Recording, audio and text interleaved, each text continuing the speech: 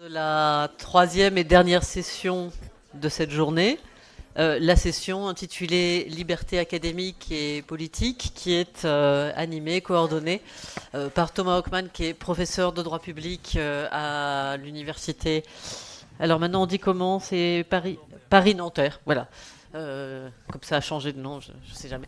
Et donc je vous rappelle qu'il ne faudra pas qu'on déborde, puisque de toute façon il y a un nouveau séminaire à 18 heures qui récupère cet amphi, donc il faudra vraiment qu'on ait fini les questions à 6h moins 10. Donc merci. Et Thomas, tu as la parole.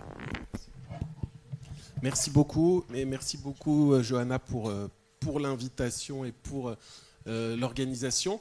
Alors, moi j'avais prévu de dire un petit mot plutôt après les intervenants, mais en écoutant la table ronde précédente, je me suis dit que j'allais le faire plutôt au début, parce que c'est un peu dans la continuité, et puis parce que comme ça ce sera fait, on sera tous débarrassés, et je pourrais vous présenter et vous donner la parole. Non, je voulais dire juste un mot pour prolonger les discussions de la fin tout à l'heure sur la question de l'engagement des universitaires, des chercheurs et même des institutions, des universités.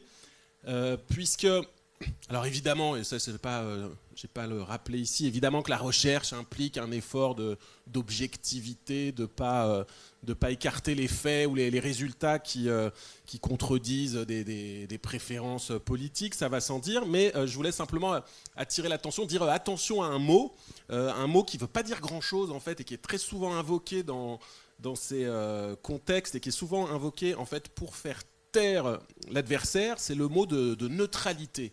Le mot de neutralité qui est souvent invoqué un peu, pas par vous tout à l'heure, hein, mais dans la discussion publique, qui est souvent invoqué un peu à tort et à travers. Alors, par exemple, quand une université, ou disons un président d'université, un conseil d'administration, je ne sais pas, appelle à faire barrage à l'extrême droite, par exemple, à ne pas voter pour l'extrême droite. Certains vont dire si c'est un manquement à la neutralité de l'université. C'est scandaleux quand une université dénonce, je ne sais pas, une guerre, un massacre. Récemment, on a entendu le ministre de l'enseignement supérieur appeler les universités à la neutralité. Le collège de déontologie du ministère de l'enseignement supérieur et de la recherche avait assuré qu'une université, un établissement d'enseignement supérieur était astreint à la neutralité. Et ce que je veux dire, c'est que neutralité, en fait, en soi, ça veut rien dire, puisque rien n'est neutre. L'université n'est pas neutre face au racisme, face à l'homophobie, face aux violences, etc. Il est nullement exigé que l'université soit neutre. Il n'y a aucun texte de loi qui exige une neutralité de l'université. Ce qui est exigé, ce n'est pas du tout la même chose, c'est une indépendance de toute emprise politique, économique, religieuse ou idéologique. C'est ça que dit le Code de l'éducation, mais ce n'est pas tout à fait la même chose. L'emprise d'une idéologie, c'est un principe d'indépendance, ce n'est pas un principe de neutralité. Donc il y a des obligations de neutralité, mais qui sont sectorielles, quoi. C'est une neutralité par rapport à quelque chose. Par exemple, il y a une neutralité religieuse. L'université, comme toute institution publique, est laïque. Une université publique ne peut pas installer des crucifix dans les salles de cours, je ne sais pas, ou faire un appel à la prière. Donc ça, c'est une neutralité, mais il n'y a pas de neutralité absolue. C'est la même manière, dans un autre contexte, quand on invoque la neutralité pour contester le droit d'une mairie d'afficher le drapeau palestinien ou le drapeau israélien en disant non, c'est contraire à la neutralité des collectivités locales, mais drapeau ukrainien non plus, c'est pas neutre, liberté, égalité, fraternité, c'est pas neutre. En fait, ça veut rien dire neutralité comme ça en soi. Et donc c'est pour ça que j'insiste dessus, parce que cette invocation de la neutralité, et c'est là que j'en reviens à l'engagement, elle est utilisée en fait aujourd'hui beaucoup pour affaiblir toute forme de résistance, de contrariété, toute forme d'opposition en fait aux mouvements autoritaires qui prospèrent un peu partout dans le monde, y compris en France. Et vous le verrez par exemple pendant la Coupe du Monde de football prochainement, si un joueur ou un spectateur fait un geste contre Trump, tout de suite on va dire c'est une atteinte à la neutralité du sport, la neutralité de la FIFA, mais c'est pas davantage neutre de remettre à Trump le prix de la paix de la FIFA, c'est pas neutre non plus Ça. On le voit dans le champ des médias, avec les attaques menées contre l'audiovisuel public, accusé de ne pas être suffisamment neutre, de ne pas être impartial dès lors qu'il n'est pas suffisamment coulant envers l'extrême droite. Et donc c'est là qu'est le problème, c'est juste ça que je voulais dire, que parler pour la paix, pour la démocratie et pour la liberté académique, c'est pas neutre, mais c'est certainement pas interdit. Donc voilà, il faut se méfier de ce détournement qui consiste à invoquer la neutralité, à invoquer la liberté de la recherche, la liberté académique, pour en réalité faire taire ceux qui veulent les défendre. Donc en fait, pour détruire cette liberté académique, et il faut se souvenir que la démocratie libérale, elle n'est pas neutre envers ses adversaires, et que les universitaires, ils peuvent prendre la parole, les chercheurs, ils peuvent prendre la parole contre ceux qui en fait veulent les faire disparaître et veulent détruire cette liberté académique. Et en faisant ça, ils violent aucun principe de neutralité. Voilà. Exercer la liberté académique, c'est aussi parfois la défendre contre ses ennemis. C'est ça que je voulais dire un peu en introduction de notre panel qui va aborder des sujets bien plus larges que celui-là, et dans lequel on va entendre trois personnalités qui exercent et qui défendent en l'exerçant cette liberté académique. On a ici, alors vous les connaissez, mais je les présente quand même pour la forme, on a ici Stéphanie Balm qui dirige le Centre de recherche internationale à Sciences Po, qui est une grande spécialiste notamment de la puissance scientifique de la Chine, et qui, comme vous le savez sans doute, a réalisé, donc il a été remis en octobre, je pense, 2025, pour France Université, donc pour l'ancienne conférence des présidents d'université, la CPU, ce rapport qui s'appelle « Défendre et promouvoir la liberté académique, un enjeu mondial, une urgence pour la France et l'Europe », et donc un rapport qui contient une série de constats et de propositions pour agir en faveur de la liberté académique. À ses côtés, on a Claire Miot, qui est historienne, qui est spécialiste d'histoire contemporaine, notamment militaire, si je ne me trompe pas. Elle a publié récemment l'ouvrage de référence sur le débarquement de Provence, qui s'appelle Le débarquement de Provence, c'est ça, et qui va nous entretenir. Elle représente aussi aujourd'hui l'association des historiens contemporains. Non, Alors, on a changé de ouais. Justement parce que c'était beaucoup plus simple. Ok. Donc, historienne et historien du contemporain. Historienne et historien du contemporain, H2C. Historien, ça devrait être 2HC. H2C. Bon, très bien. Ouais.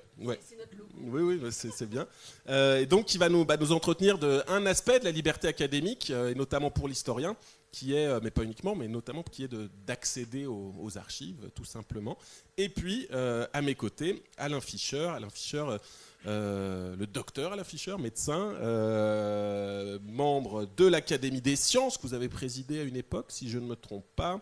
Et bon, vous avez été, parmi bien d'autres choses, vous avez été professeur au Collège de France, et vous avez beaucoup travaillé, beaucoup agi dans un domaine qui illustre à la perfection ce lien entre science et société dont on a beaucoup parlé aujourd'hui, qui est la question des vaccins, puisque vous avez été au cœur de la stratégie vaccinale, notamment lors de ce petit épisode de Covid il y a quelques années. Ok, donc on peut procéder, si vous voulez, dans cet ordre, chacun votre tour. Ensuite, peut-être un temps pour réagir les uns les autres à ce qui a été dit par vos collègues. Et puis ensuite, le micro circulera. Stéphanie Balm, vous avez la parole.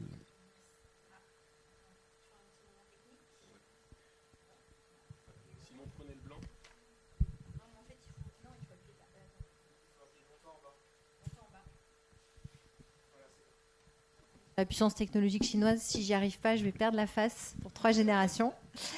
Bonjour à toutes et à tous. Merci infiniment à Johanna d'avoir organisé cette incroyable conférence, de m'avoir conviée à cet après-midi.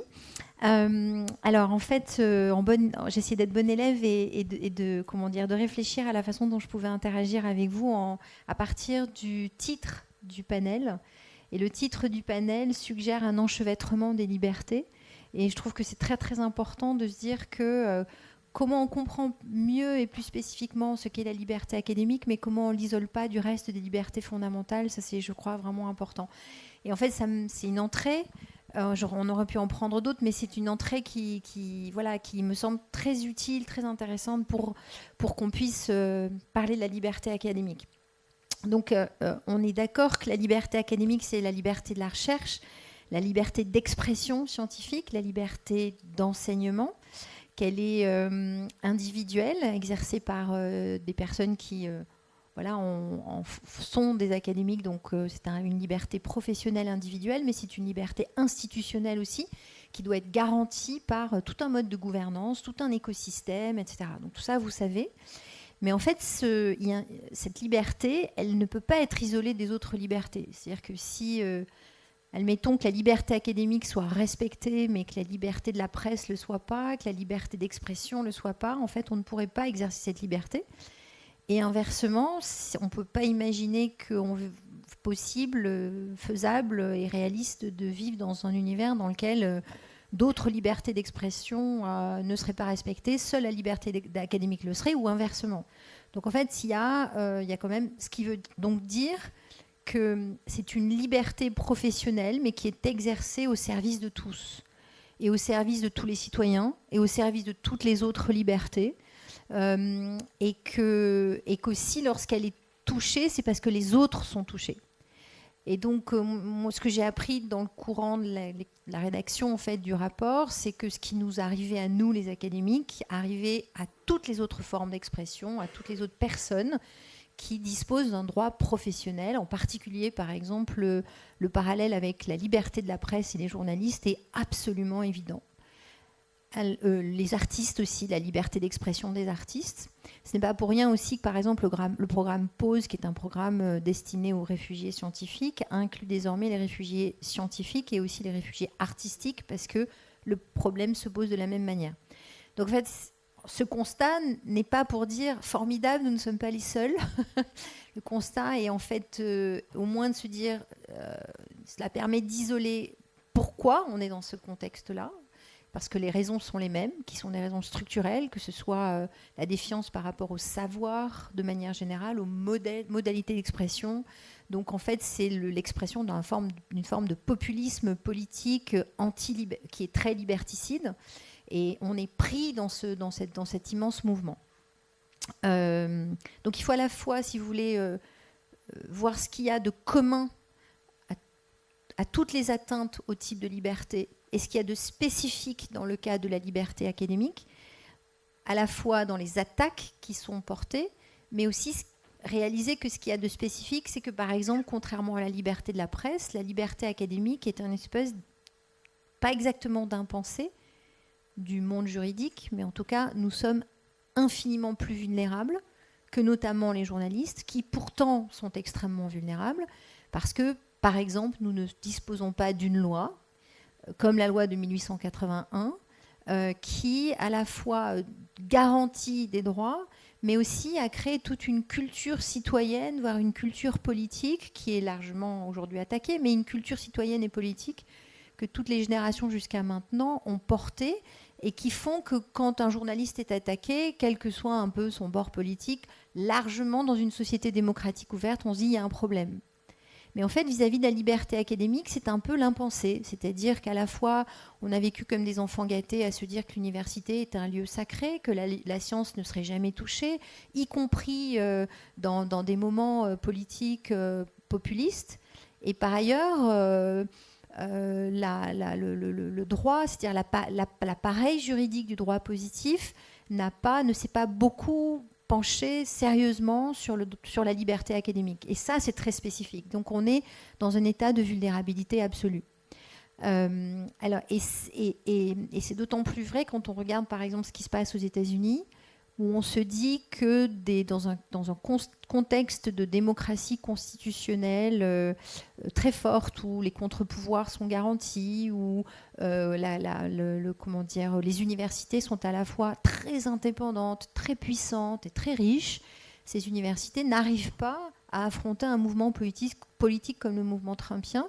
Donc la question est, l'hypothèse, ou en tout cas l'hypothèse de travail, c'est de se dire qu'est-ce qu'il arriverait dans le contexte européen et singulièrement dans le contexte français, alors que les universités sont pour la plupart à 100% dépendantes de l'État, très peu dotées, extrêmement peu, protégées par un cadre juridique, et que par ailleurs, elles ne sont pas aussi puissantes que les universités américaines parce que sans fondation, sans fellowship, sans groupe d'alumni, etc. Donc je pense que c'est un moment où on réalise qu'on pensait vivre dans une forme d'état de droit constitutionnel qui nous protégeait et que les académiques seraient probablement les premiers à être protégés. Et en réalité, toutes ces protections n'existent pas. D'où la nécessité de les construire, d'où la nécessité de trouver des moyens pour trouver des solutions à cette situation, parce qu'il y en a beaucoup de solutions. Évidemment, l'idée, et j'ai oublié de mentionner quelque chose de très important, c'est que ce qui fait la différence aussi avec les journalistes, c'est que les journalistes, par exemple, disposent de la garantie du secret des sources. Et puisqu'on va parler des archives tout à l'heure, ça me paraît important de le dire, Claire. Donc voilà une des grandes demandes en fait de la part des académiques, de pouvoir disposer d'un droit positif qui garantit en fait le secret des sources des chercheurs. Alors tout ça est évidemment formidablement important parce que la liberté académique, comme je l'ai dit, elle est exercée par quelques-uns dont c'est la profession, mais c'est un baromètre démocratique. C'est le signe, la liberté académique, de l'exercice d'un contre-pouvoir, d'esprit critique, d'une transparence intellectuelle qui quand même est le poumon d'une société, aujourd'hui on n'ose plus dire démocratique, ce qu'on devrait dire, puisqu'on dit maintenant une société ouverte, c'est-à-dire une société qui garantit qu'on puisse s'exprimer de manière contradictoire, ouverte, avec des principes qui soient des principes rationnels, dans lesquels les faits peuvent être réfutés, enfin, dans un contexte qui est un contexte, j'allais dire, d'un peu de sérénité politique au sens philosophique du terme et intellectuel. Donc, c'est un baromètre démocratique. Donc voilà, nous sommes dans un état de très très grande vulnérabilité. 2 mots sur l'état de la situation dans le monde et en Europe et singulièrement en France. Donc la situation de la liberté académique dans le monde est défavorable quasiment dans tous les pays. Il y a très peu de pays qui ont expérimenté ces dernières années une amélioration de la situation de la liberté académique. Dans ce contexte, l'Europe est probablement le continent dans lequel la situation est la moins, sérieuse jusqu'à présent. En même temps, la moitié des pays européens, dont la France, sont déjà considérés par la Commission européenne en zone rouge. Alors vous me direz comment on le mesure. Il y a plusieurs façons, plusieurs indices qui existent, des indices qui sont d'ailleurs loin d'être parfaits, mais ils ont le grand intérêt, c'est qu'ils existent. Et dans le rapport, je propose la création de nouveaux indices, la création d'un observatoire pour justement objectiver et mesurer l'ensemble, mais sur la base des indices qui existent et qui montrent bien que 12 pays sur 27 de l'Union européenne sont en situation de fragilité, parfois extrême, type Hongrie, parfois dans une transition complexe, type Italie, France, Finlande, Pays-Bas, etc. Et puis il y a aussi la dimension qualitative, c'est-à-dire la collection, si vous voulez, de situations d'atteinte aux libertés académiques sous la forme de procédures bâillons, le nombre de protections de personnes qui doivent être protégées dans le cadre de la protection fonctionnelle en France, des atteintes systématiques et systémiques sur les réseaux sociaux, etc., etc. Et qui font que la situation très clairement est problématique. Alors je dirais 2 choses pour finir, parce que vous voyez bien qu'en fait il y a beaucoup de choses à dire, mais je ne veux pas du tout monopoliser la parole. Donc les 2 points que je voulais mettre en avant, c'est que l'initiative de France Université, qui très clairement prend extraordinairement au sérieux la question de la liberté académique, l'initiative qui a consisté à demander la rédaction d'un rapport.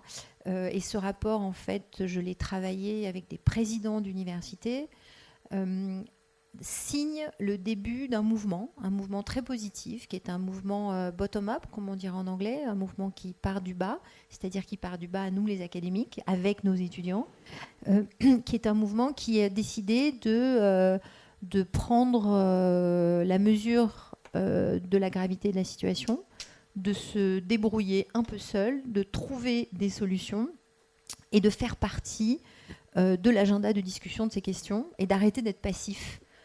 Et par ailleurs, de l'être de manière assez positive et joyeuse, en faisant de manière stratégique le pari que si on inclut nos étudiants, qu'on inclut la société civile, qu'on démarre un grand plan national de défense de la liberté académique, non pas d'un point de vue corporatiste, mais de bien souligner ce point, qui est certes très peu de gens bénéficient de la liberté académique en France, parce que la proportion de la population d'académiques est évidemment par définition faible.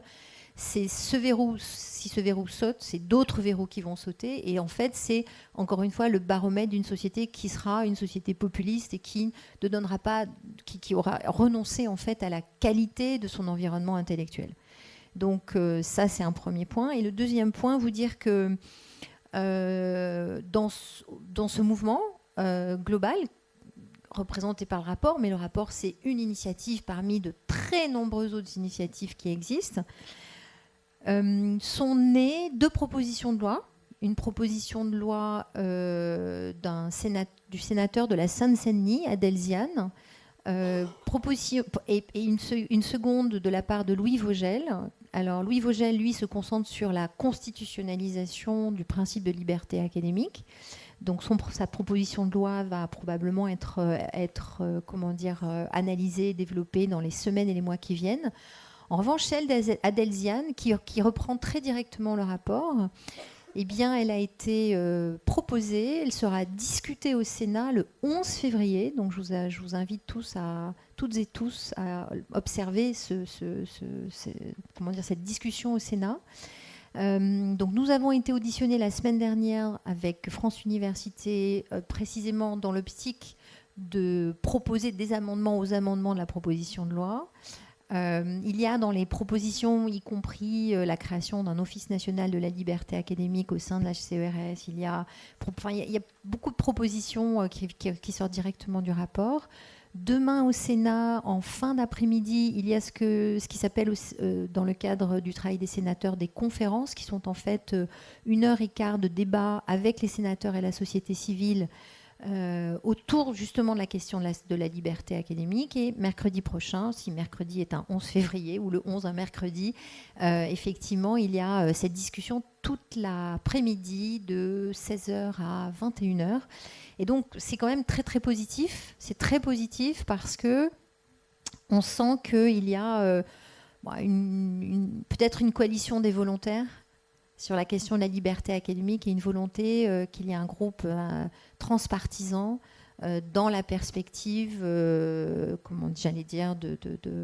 d'un mouvement populiste éventuel. Et au-delà de ça, de la nécessité absolue qu'en France, il y ait désormais une adéquation entre notre histoire nationale, qui est une histoire à un moment qui a pu être très précurseur sur les libertés fondamentales, la liberté d'expression, la liberté de la presse, les droits sociaux, etc., et qui a mis de côté, sans qu'on comprenne vraiment pourquoi, la liberté académique. Voilà, merci. Merci beaucoup, merci infiniment. Et alors, vous voyez, ça s'inscrit très bien en réalité dans le prolongement, puisque exercer la liberté académique, c'est accéder aux sources, n'est-ce pas, Claire Miot ?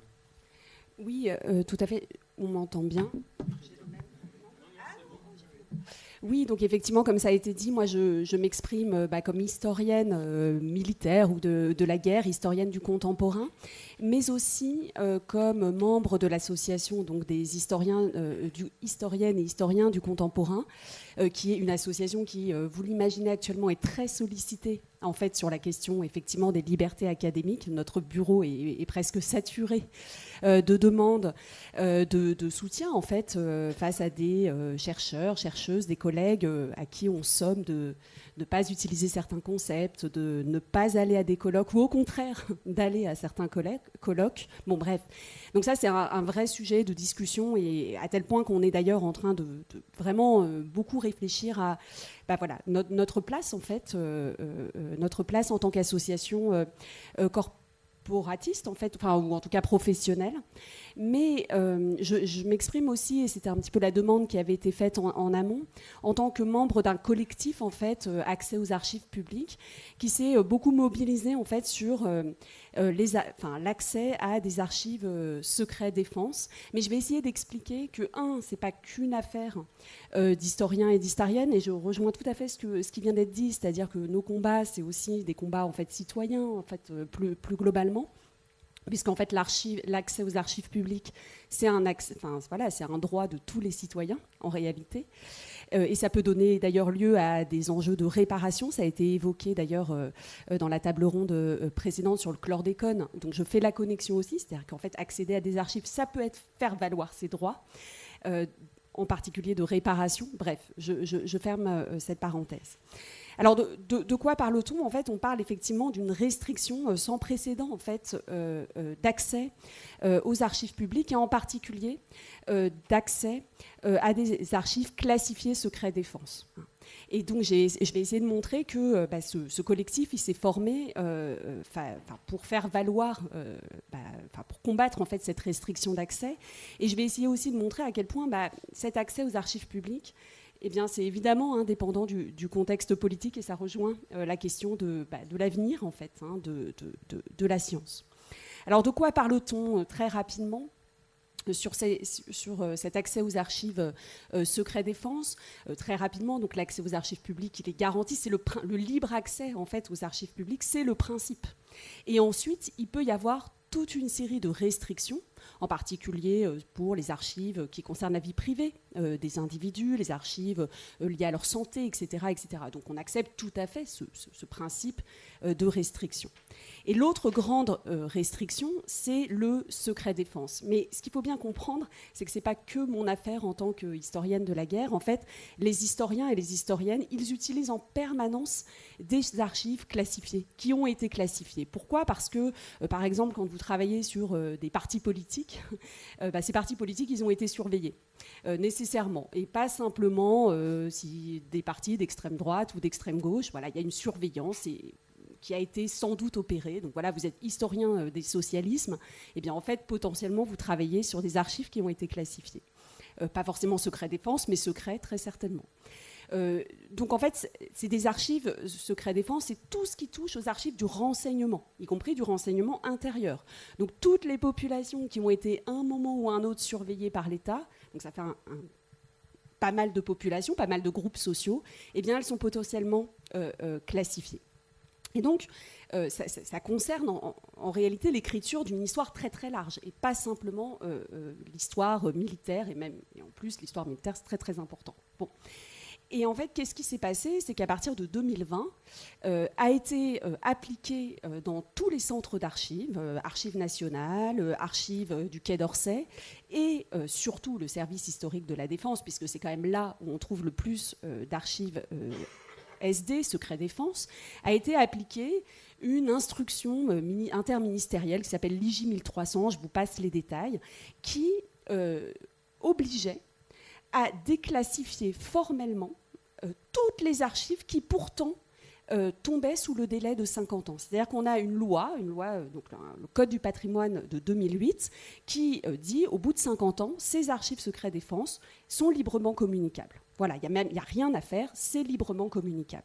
Cette loi de 2008, elle n'est pas parfaite parce que, par ailleurs, elle institue des archives non communicables, en particulier les archives liées au nucléaire, aux armes chimiques, etc. Et ça, on y reviendra parce que ça pose un vrai problème. Mais c'est encore un autre sujet. La loi de 2008 dit, voilà, les archives de la guerre d'Algérie, pour parler de celle-là, au bout de 50 ans, même si elles sont SD, secret défense, elles sont librement communicables. L'IJ dit le contraire, dit elles sont communicables si on les déclassifie document par document, et ça c'est l'administration émettrice qui doit le faire. Donc je vous laisse imaginer ce que ça veut dire. Ça veut dire que c'est des milliers et des milliers de cartons au service historique de la Défense surtout, mais en fait aussi aux archives nationales et aussi au Quai d'Orsay, qui doivent être tamponnés pièce par pièce. Et si ce n'est pas le cas, eh bien, la personne qui les communique, donc l'archiviste, la personne qui y a accès peut tomber sous le coup de compromission du secret de la défense nationale. Donc, c'est un vrai sujet. Et cette IJ, elle date de 2011, mais elle commence à être appliquée surtout en 2020. Alors, comment l'expliquer ? On a donc dans le collectif auquel j'ai appartenu, on s'est posé évidemment beaucoup de questions. On a essayé d'éviter la théorie du complot. On a essayé de comprendre. Alors, il y a clairement un contexte sécuritaire qui est très très clair. C'est-à-dire qu'il y a un contexte terroriste, 2015, et dans ce contexte-là, le secrétariat général de la Défense nationale, enfin de la sécurité et de la Défense nationale, eh bien, veut clairement reprendre la main sur des archives qui potentiellement pourraient éventuellement constituer un risque terroriste, etc. Et alors, ça vient en contrat. Donc, il y a vraiment ce contexte sécuritaire qui, indéniablement, a joué. Et d'ailleurs, a tellement joué que c'est aussi l'interprétation du rapporteur du Conseil d'État, puisque, en fait, on a saisi le Conseil d'État pour qu'il se positionne face à cette instruction interministérielle. Et c'est sa position de dire, en fait, il y a ce contexte clairement... ce contexte terroriste, et il y a un autre sujet qui est quand même celui de la guerre d'Algérie. L'IJ, elle date de 2011, la fin de la guerre d'Algérie, c'est 1962, 50 ans, 2012. Donc clairement, sans être complotiste, il y a une crispation sur, malgré tout, un certain nombre d'enjeux liés à la guerre d'Algérie. Donc c'est à partir de là qu'on s'est mobilisé, donc un collectif d'historiens, d'historiennes, d'archivistes. Je dois rendre hommage en fait à mes collègues archivistes qui ont été au service historique de la Défense, où j'avais des fonctions à l'époque, ont été clairement des lanceurs d'alerte, parfois prenant des vrais risques professionnels, pour dire il y a un vrai sujet, etc. Donc collectif. On mobilise les plus grands historiens, on fait une tribune dans Le Monde où Robert Paxton signe, dit qu'il n'aurait jamais pu écrire ce qu'il a écrit sur la France de Vichy, mais ça ne sert évidemment pas à grand-chose, on est en plus en plein confinement. Ce qui sert, c'est le droit, voilà, petit type. Et en fait, c'est à partir du moment où il y a des collègues juristes qui rentrent dans la barque et qui font un recours au Conseil d'État que les choses avancent. Parce qu'ils sont bien outillés pour montrer à quel point cette IJ ne peut pas être supérieure en termes de droit à la loi. Donc recours au Conseil d'État, et on gagne ce recours au Conseil d'État. Mais entre-temps, le gouvernement a utilisé, en fait, et ça rejoint ce que je vous disais sur le contexte sécuritaire, malgré tout, le gouvernement qui sait en fait très bien qu'il va perdre au Conseil d'État, eh bien se dit, c'est finalement, si c'est la loi, eh bien on va changer la loi. Et donc va utiliser la loi de prévention des actes terroristes, la loi PATRE, qui a été votée en juillet 2021, en utilisant ce qu'on appelle un cavalier législatif, je crois, c'est-à-dire, on utilise la loi pour rajouter un article sur le terrorisme, et on va utiliser cette loi pour limiter un certain nombre d'accès, en fait. Donc... la loi a été votée, on a fait toute une action de lobbying auprès des députés, des sénateurs pour en limiter véritablement l'impact, mais dans les faits, et c'est au fond ce sur quoi je m'arrêterai là, dans les faits, vous avez donc une partie des archives, pas toutes, des archives liées au renseignement, plutôt des services de renseignement du premier cercle, donc vraiment direction du renseignement militaire, DGSE, etc., mais aussi un petit peu de renseignement territorial, qui en fait sont extraits en fait véritablement de la loi du Code général des archives, c'est-à-dire que le délai de 50 ans ne fonctionne plus. On rentre dans une autre logique où l'administration émettrice doit dire si, oui, ce document a perdu de sa valeur opérationnelle. Alors, en termes de définition, moi, je ne sais pas ce que c'est qu'une valeur opérationnelle. Donc, ça autorise, en fait, de ne pas communiquer un certain nombre de documents. Alors, relativement restreint, il faut bien le dire, mais malgré tout, ce qu'on a trouvé... J'ai l'impression que le micro s'est éteint. Ou alors, j'ai appuyé... Et je finirai peut-être là-dessus. Ce qui est très problématique à mon sens, à notre sens, c'est que on n'a plus une définition des délais d'accès aux archives par le Parlement, donc par la représentation nationale, qui dit voilà, secret défense, c'est 50 ans, vie privée, c'est 100 ans, etc., etc. C'est désormais les administrations qui décident si ce document, alors pour certains documents certes, si ce document est communicable ou pas. Et personne ne prendra de risque. C'est-à-dire qu'au service historique de la défense, aucun archiviste ne prendra le risque de communiquer un document lié au renseignement. Il va falloir qu'il fasse la démarche auprès du service émetteur, s'il existe encore, qui va lui dire non, en fait, très vraisemblablement. Donc on en est là aujourd'hui, c'est-à-dire qu'on a une partie des archives, malgré tout, qui ont été extraits du régime normal d'accès aux archives. J'insiste aussi sur le fait, et je rejoins ce que vous disiez, c'est un phénomène qui est en fait européen. En réalité, il y a un alignement un peu partout en Europe sur l'idée que toutes les archives en lien avec le secret doivent en fait être extraits du régime général d'accès aux archives publiques, et ça pose, il nous semble, un vrai problème démocratique. Ce n'est pas simplement un problème d'historiennes et d'historiens, c'est un problème fondamentalement démocratique. Voilà, je vais m'arrêter là. Merci beaucoup Claire Miot. Merci d'avoir souligné le rôle essentiel des juristes dans une démocratie.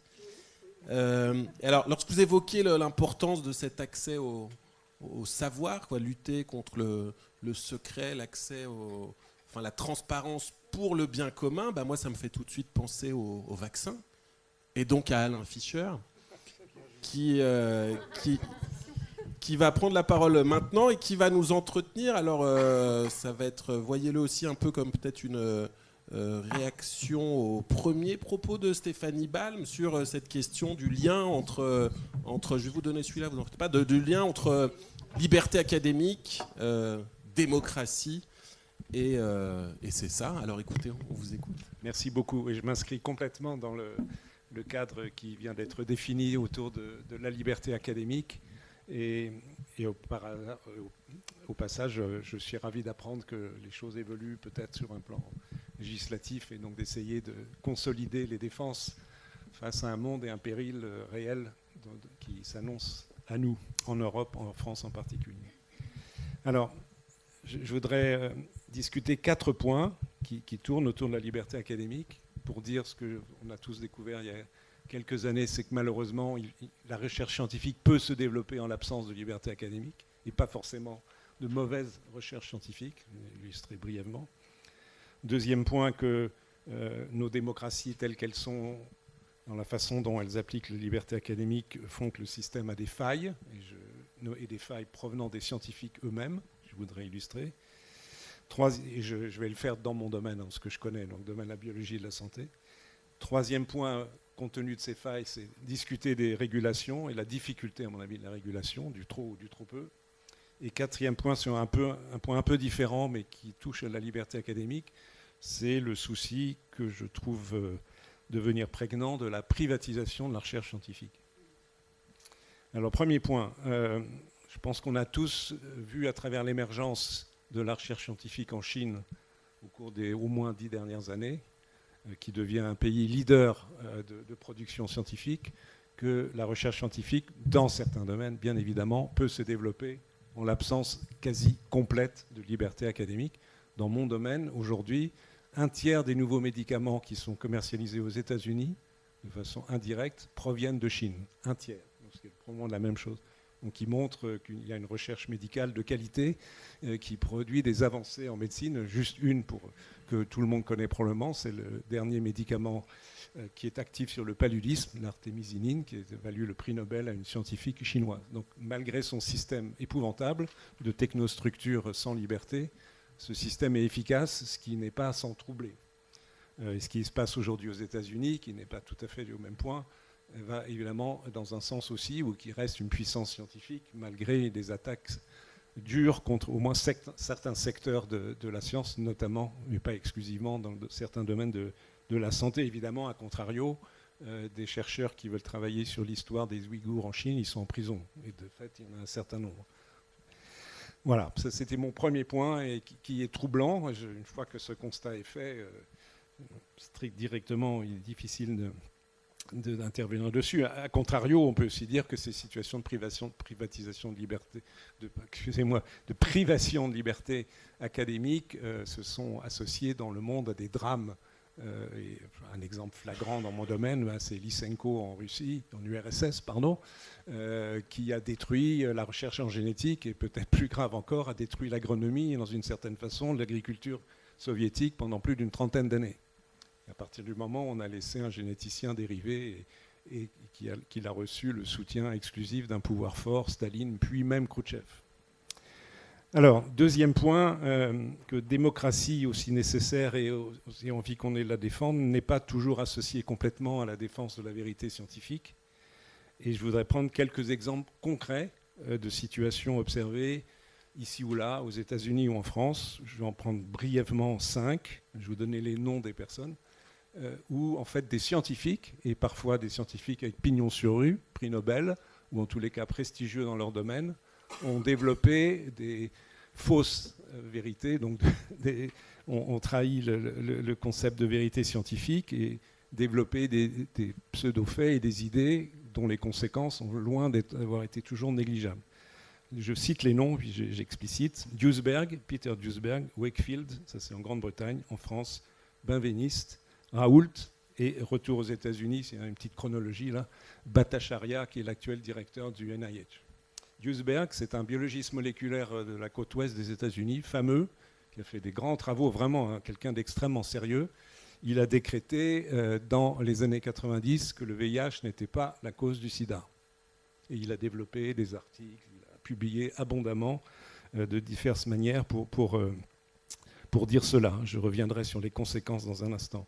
Wakefield, c'est un médecin britannique, je dis une bêtise, un avocat britannique qui a travaillé avec quelques médecins et qui a affirmé que le vaccin contre rougeole, oreillon, rubéole provoquait l'autisme, qui est en fait une tricherie, j'y reviendrai dans un instant. Benveniste, c'est un chercheur français qui a pignon sur rue, tout à fait honorable, mais qui brutalement développe la théorie de la mémoire de l'eau, je pense que chacun s'en souvient, qui est une fantaisie totale. Benveniste, ouais. Raoult, je pense que c'est pas besoin de vous dire de quoi il s'agit. Et récemment, Bhattacharya, c'est un professeur d'économie de la santé de Stanford qui a été nommé par l'administration Trump directeur du NIH. Je vous rappelle pour ceux qui ne sont pas dans le domaine que le NIH est la plus grande puissance encore aujourd'hui de recherche en biologie, en santé dans le monde. C'est colossal. Le budget du NIH avant Trump, c'est pour vous donner un ordre de grandeur, 48 milliards de dollars. Okay. Donc M. Bhattacharya, qui dirige cette énorme entreprise de recherche scientifique, a décrété dans un colloque international en présence de collègues de différents pays que lors de la pandémie du Covid, ce qui s'est passé aux États-Unis et évidemment dans le monde, en termes de politique de confinement et de politique de vaccination, étaient des erreurs totales qui ont été dramatiques et ont eu des effets délétères pour la population. C'est-à-dire qu'il prend le point de vue juste à l'opposé de la vérité scientifique. Monsieur qui dirige le NIH. Okay. Donc ce constat est qu'il y a un certain nombre de scientifiques qui dérivent, soit avec un appui politique, typiquement Bhattacharya, mais parfois sans appui politique, et qui deviennent une espèce de gourous qui ont leurs suiveurs. Et on peut se poser des questions. Un instant, pourquoi en est-il ainsi et quelles sont les conséquences? Pourquoi il y a différentes explications. Souvent la mauvaise science, sans vouloir être trop désagréable, mais Benveniste, il avait des protocoles expérimentaux qui ne tenaient pas la route. D'autres, évidemment, agissent pour défendre leur ego ou trichent. Wakefield, on sait que c'est une tricherie à but financier parce que ça lui rapportait de l'argent en convainquant des parents de porter plainte sur le fait que donc ils avaient été vaccinés, leur enfant avait été vacciné, ils avaient développé un autisme. C'est pas très très grave, merci beaucoup.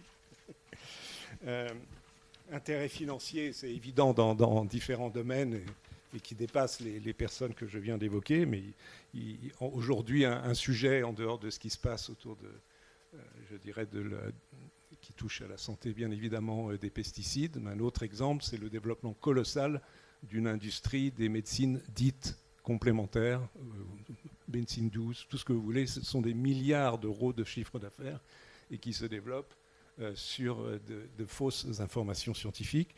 Et on peut ajouter ensuite l'idéologie, Bhattacharya, libertarien et populiste, mais d'autres aussi, anthroposophie, qui développe des politiques anti-vaccinales, et je pourrais en rajouter. Et in fine, une exploitation politique évidente aux États-Unis aujourd'hui. Vous rappelez-vous, il y a quelques années, pour ce qui est de la vaccination en Italie, Matteo Salvini, qui était leader d'un parti dont j'ai oublié le nom, mais populiste, vous pourriez m'aider, qui a utilisé... Comment ? Merci, Forza Italia, qui a gagné une élection en association. Ah, pardon, non, Fratelli d'Italia, c'est Meloni. C'est Bon, enfin bref, voilà. En tous les cas, il a gagné une élection associée à un autre parti, mais un de leurs grands arguments électoraux était hostile à la vaccination des nourrissons parce que c'était porteur à l'époque en Italie. Donc, conséquences de tout cela, elles peuvent être absolument dramatiques. Duesberg, qui nie le fait que HIV est responsable du sida, est pris comme conseiller scientifique par le président de l'Afrique du Sud.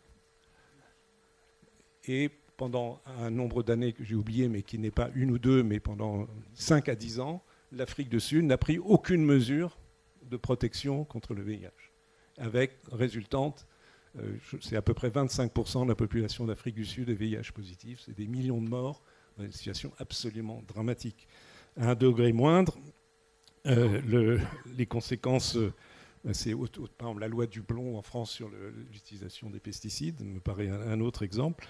Et puis ce qui se passe bien sûr aux États-Unis avec l'administration Trump, les politiques de restriction de certains secteurs de la recherche scientifique. Tout ça se fait dans des situations où il y a des circonstances favorisantes qui permettent le développement de ces idées et le fait qu'elles gagnent du terrain dans la population. J'aurais pu ajouter pour Raoult que pendant un bon moment, son discours a eu un effet délétère sur le fait que la population, notamment du sud de la France, suive les mesures préconisées pour combattre la pandémie et qu'il s'est aussi opposé à la vaccination avec les conséquences assez graves. Donc les circonstances favorisantes, et elles sont parfois malheureusement compréhensibles, c'est une défiance d'une fraction de la population liée à des événements antérieurs. Je vais juste reprendre un exemple évident parce qu'on en a parlé tout à l'heure. Pour les Antilles, le drame du chlordécone a fait que quand ensuite le gouvernement français vient dire à la population des Antilles il faut vacciner contre le Covid, ils n'ont pas envie d'écouter, ils n'ont plus confiance, ils ont perdu confiance. Mais malheureusement, cette perte de confiance, elle leur coûte des milliers de morts, etc. etc. Mais ceci est compréhensible, et évidemment, particulièrement en situation de crise. Et puis, un autre élément, me semble-t-il évident, c'est le défaut de littératie scientifique. C'est vrai en moyenne de nos concitoyens, mais malheureusement, c'est vrai aussi de nos politiques, des décideurs. Et je reste un instant sur l'exemple d'ailleurs qui a été évoqué à propos du chlordécone. Notre président de la République, s'il avait eu un tout petit peu plus de compréhension et un peu plus de culture scientifique, ne serait pas allé voir M. Raoult, je ne sais plus si c'est en mars ou en avril 2020, qui était une catastrophe, évidemment, de légitimisation d'une contre-vérité scientifique. Donc tout ceci implique forcément une nécessité de régulation, et ne serait-ce que la conformité aux questions d'intégrité scientifique, d'éthique, etc. Un certain nombre de règles qui sont sous-jacentes et associées avec la liberté académique. Mais les choses ne sont pas, me semble-t-il, toujours aussi simples, parce qu'un défaut de régulation, ce qui est à mon avis plutôt le cas actuellement à l'égard de déviations de ce type de la part de scientifiques, donc il y a un défaut de régulation de la communauté scientifique à l'égard de collègues qui dérivent avec les conséquences, on l'a vu, qui peuvent être dramatiques. Je pense que ceci appelle à une rectification d'utilisation de certains outils jusqu'à un système de sanctions, mais ce n'est pas simple, puisque ça peut être aussi considéré comme une atteinte à la liberté d'expression, un des aspects de la liberté académique. Mais à contrario, il peut y avoir aussi une problématique d'excès de régulation ou de tentative de régulation. Je voudrais juste prendre 3 exemples, certains évidents, d'autres plus discutables. Un dans mon domaine, la recherche sur l'embryon, qui est autorisée en France, qui est encadrée, mais autorisée depuis, je crois que c'est 2017, par la révision des lois de bioéthique, qui est extrêmement strictement encadrée. Il faut une autorisation qui s'obtient auprès de l'agence de biomédecine, et on a le droit de cultiver des embryons humains pendant 14 jours. c'est une recherche qui est très importante en termes à la fois cognitifs, mais aussi pour comprendre certaines maladies ou des infertilités. Il faut savoir que ces recherches, ces autorisations de recherche, donc qui sont délivrées par l'Agence de biomédecine, sont systématiquement attaquées en justice par la Fondation Lejeune, qui est une fondation qui est liée à M. Jérôme Lejeune, qui a prétendu avoir découvert la trisomie 21. Au passage, ce n'est pas lui, mais je referme la parenthèse, et qui est ultra traditionnaliste catholique et qui s'oppose, donc qui considère qu'on n'a pas le droit de faire une recherche sur les cellules souches embryonnaires. C'est un très bon exemple, à mon avis, de procédure venant à Bayon, c'est le mot que vous avez employé, mais dont l'objectif, et d'ailleurs en partie ça marche, parce qu'ils font perdre du temps, de l'argent, et ils découragent les gens, qui privent d'une forme de liberté de recherche. Un autre exemple, qui n'a pas abouti à ce jour en France, mais qui a abouti, presque complètement abouti en Allemagne, c'est les tentatives qui proviennent des deux extrêmes du monde politique en France, ou ailleurs en Europe, d'interdire de facto l'expérimentation animale. Alors, on peut avoir des sentiments divers sur cette question, sauf que l'expérimentation animale, elle est absolument incontournable malgré les progrès de certaines techniques pour valider l'utilisation de médicaments, etc., etc. Il y a eu encore cette année, l'année précédente, des dépôts d'amendements pour taxer l'expérimentation animale, ce qui de facto serait l'interdire. Donc des tentatives, encore une fois, qui n'ont pas abouti à ce jour, mais qui pourraient aboutir un jour, de limitation, de mon point de vue excessive, donc d'où l'importance des limites, à la liberté de la recherche. Entre les deux, c'est un point nettement plus délicat, mais il existe un mouvement aujourd'hui, j'ouvre les guillemets, de décroissance de la recherche scientifique, fondée sur une volonté de sobriété, on en a parlé tout à l'heure, sur un autre plan, ou aussi d'utilité sociale. Dans quelle mesure la société et les citoyens peuvent limiter certains aspects de la recherche fondés sur ces aspects. Je ne suis pas particulièrement favorable, mais la question est présente. Donc il y a la nécessité de recherche d'un équilibre, et qui n'est pas, à mon avis, simple. J'ai presque fini. Juste, la conclusion de ces trois premières parties, c'est qu'il existe, de mon point de vue, une tension assez forte et pas facile à résoudre entre la notion de liberté académique et sa pratique, la recherche de la vérité ou la déviation de la vérité scientifique, et quelque part entre milieu, la responsabilité des individus, mais je dirais de façon plus intéressante, la responsabilité collective, autrement dit, comment on essaye de faire marcher l'ensemble de façon efficace dans un système démocratique en partie menacé. Dernier point bref, privatisation de la recherche. C'est un autre volet, mais à mon avis qui touche tout à fait la liberté académique. On observe, à mon sens, essentiellement aux États-Unis pour l'instant, mais un mouvement croissant, de facto, de privatisation de la recherche. Alors, je déborde un tout petit peu de mon secteur. Je pense que vous savez tous qu'à peu près 3/4 de la recherche, je dis bien la recherche, qui se fait dans le domaine de l'IA et du numérique en général est privée. 3/4, c'est absolument considérable. Avec des moyens qu'on connaît tous, extrêmement puissants, d'attraction des jeunes, et qui posent évidemment souci. Dans un autre domaine, aujourd'hui, il y a beaucoup de lancements de satellites, donc c'est spatial, satellites de recherche et de lanceurs qui se font de façon privée.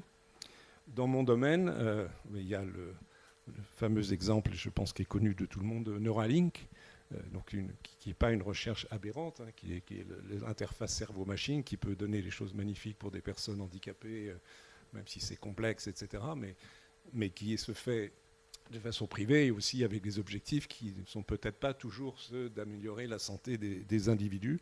Puis il y a aussi toutes sortes de recherches fantaisistes, mais qui sont financées par milliards aux États-Unis pour, entre guillemets, chercher à augmenter les capacités humaines. Donc je pense que tout ceci pose fondamentalement problème, parce que lorsque ces recherches sont de qualité, on va vers une privatisation des connaissances et un système asymétrique où ces entités ont accès aux données publiques et qu'à contrario, le public n'a pas accès à ces données privées. Je pense qu'il y a un problème là éthique majeur de fonctionnement de la recherche. Et au-delà de cela, c'est évident qu'en termes de pouvoir et d'intérêt mercantile, il y a des actions qui dépassent très largement l'intérêt général, même si tu as vu tout à l'heure qu'il fallait peut-être redéfinir l'intérêt général, mais enfin je pense qu'on comprend ici ce que je veux dire. Donc il y a là un sujet, à mon avis, qui est émergent, mais qui est réelle et qui est source, de ma part, en tous les cas, j'espère que vous partagez, de grandes inquiétudes pour l'avenir de la recherche scientifique à l'échelle mondiale. Je m'arrête là.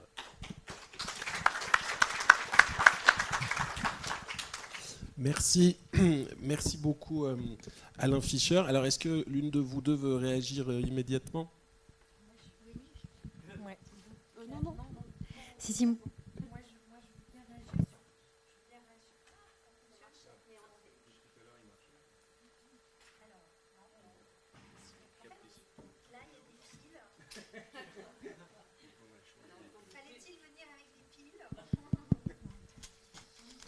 Ça marche ? Merci beaucoup. Super. Oui, moi je voudrais réagir parce que ces sujets sont tellement complexes et on a tellement peu l'occasion d'en discuter entre nous que voilà. Donc je vais dire à quel point votre propos était intéressant et je voudrais apporter des compléments et parfois indiquer quelques désaccords. Alors, les compléments comme vous avez évoqué la Chine au départ, et je me suis dit, formidable, on parle de la Chine, donc je voudrais dire la chose suivante. La montée de la puissance scientifique chinoise au gré de l'affirmation d'un autoritarisme de plus en plus dur soulève le point du contre-exemple absolu que vous avez souligné, qui est que désormais, semble-t-il, on peut se passer de liberté académique pour accéder à l'excellence scientifique. Alors, première action, c'est aussi qu'on vivait dans l'illusion que les deux étaient liés. Illusion, en fait, forgée par la montée de la puissance américaine au XXe siècle. Mais on oublie que des innovations civilisationnelles historiques ont eu lieu à travers les âges, à des moments où, par définition, il n'y avait pas de liberté académique, parce que c'est un concept extrêmement récent. Donc, premièrement, il fallait déconstruire l'idée qu'on en avait. Deuxièmement, la puissance scientifique chinoise, elle est techno-nationaliste. C'est-à-dire qu'elle, c'est pas une science, c'est une science qui n'est pas humaniste. Donc, c'est un type de science, mais c'est pas le type de science à laquelle on aspire. Et c'est une science aussi largement sans sciences humaines et sociales. Donc, qui aussi pose le problème à terme, qui est qu'en fait, jusqu'à présent, c'est sa principale force, mais ça pourrait être sa principale faiblesse, y compris dans les grands projets interdisciplinaires. Donc, c'est... Vous permettez bien sûr, oui. Je partage 100% ce que vous venez de dire, mais en même temps, je suis troublé quand... je reprends un exemple très concret. Quand des chercheurs chinois mettent au point un nouveau traitement du paludisme, c'est un bienfait pour l'humanité. Bien sûr. Vous voyez la complexité. Non, mais c'est d'une immense complexité. Et je pense que la difficulté est encore...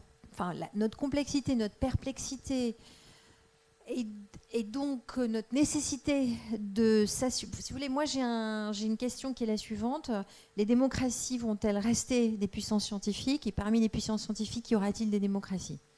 Parce qu'en fait, non seulement la Chine est un contre-exemple, mais ceci vient se réaliser à un moment où les États-Unis sont la première puissance scientifique, le pays qui institutionnalise le mouvement post-vérité. Donc ça fait beaucoup, si vous voulez, pour l'Europe isolée dans son désir de rester dans un projet de sciences humanistes.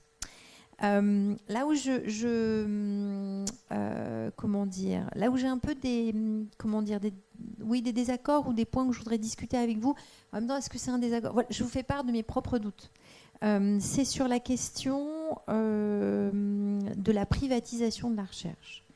Donc, c'est un phénomène qui existe en Europe, qui existe en France aussi, qui touche également les SHS, et donc ça doit nous inquiéter. Mais la dépendance absolue aux sources étatiques de la science, si on évolue dans un État qui n'est plus un État démocratique, et de même manière un souci. Vous voyez ce que je veux dire ? Donc en fait, pour moi, la vraie question, c'est pas tellement la source de financement, mais plus exactement ce qui est demandé pour accepter ces financements, c'est-à-dire les codes éthiques et la capacité à conserver notre indépendance lorsque nous sommes financés.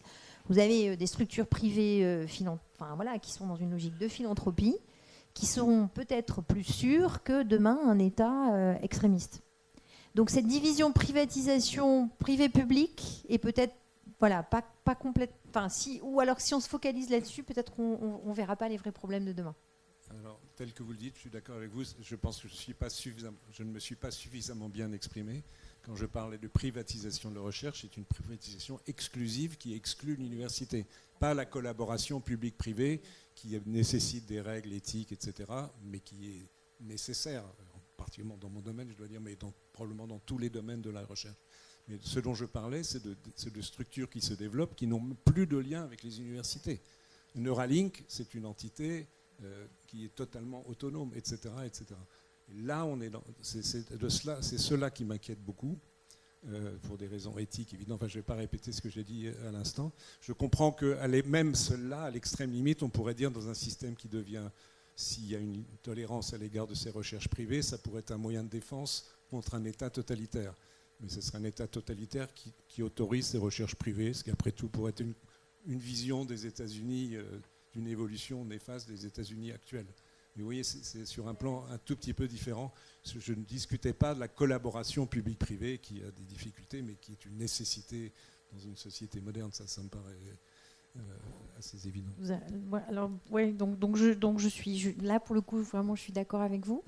Donc je crois que ce qui est important pour les universités, c'est de multiplier les sources de financement pour n'être dépendant d'aucun financement majoritaire. Donc ça, c'est un point. Et l'autre chose qui inquiète, c'est l'usage de l'IA dans la recherche. Là, pour le coup, ça devient... en termes de liberté académique, c'est un sujet qui monte, mais qui est quand même essentiel. Puisque l'utilisation de l'IA dans la recherche, c'est-à-dire où on a un résultat sans process et un résultat qui est complètement opaque à partir de données opaques, sans process, alors que normalement la science c'est d'abord un process, le process importe plus que le résultat d'une certaine manière. Voilà, moi je trouve que je suis dans le board européen de Nature Springer et c'est la question numéro 1 des grandes sociétés de publication scientifique aujourd'hui, d'être confronté à une recherche qui est produite par l'IA et aussi évaluée en peer review par l'IA. Voilà. Juste deux petites... Pour en terminer, si je puis dire, avec la privatisation de la recherche, ce qui aggrave les choses aux États-Unis, c'est le discours anti-université, enfin anti-science en général, mais pas strictement anti-science, anti-université qu'on entend de Trump, de son vice-président, etc., etc. Donc, qui est une façon probablement objective de leur part de favoriser cette recherche privée. Je pense que c'est un facteur d'inquiétude sur son développement, si tant qu'il y a un pouvoir politique du type qui prévaut actuellement aux États-Unis. Sur l'IA, oui et non, enfin. L'IA pour nous aujourd'hui en biologie, c'est un outil absolument indispensable, c'est un outil, mais qui est un outil qui, par exemple, favorise l'étude de façon très très précise des interactions entre les molécules, et que ce soit en termes de recherche fondamentale ou d'interaction avec des nouveaux médicaments, c'est une avancée absolument colossale, incontournable, et s'en priver serait une aberration. Maintenant, je partage complètement un certain nombre de réserves, y compris la dernière que vous avez évoquée, qui est l'évaluation des papiers par l'IA, qui est un manquement aux règles d'éthique. À nouveau, on entre dans des problèmes de régulation. Comment arriver à faire qu'une régulation se mette en place et qu'elle soit respectée, ce qui n'est pas une mince affaire. Mais je ne mettrai pas le bébé dans l'eau du bain et je ne jetterai pas tout. On a besoin de l'IA comme outil dans tous les domaines de la science. Presque tous les domaines. J'ai peur que ce soit tous. Mais enfin, comme je ne connais pas assez bien, bon, bref. En sciences politiques, c'est pas sûr. À voir. Après, c'est une vraie question de recherche.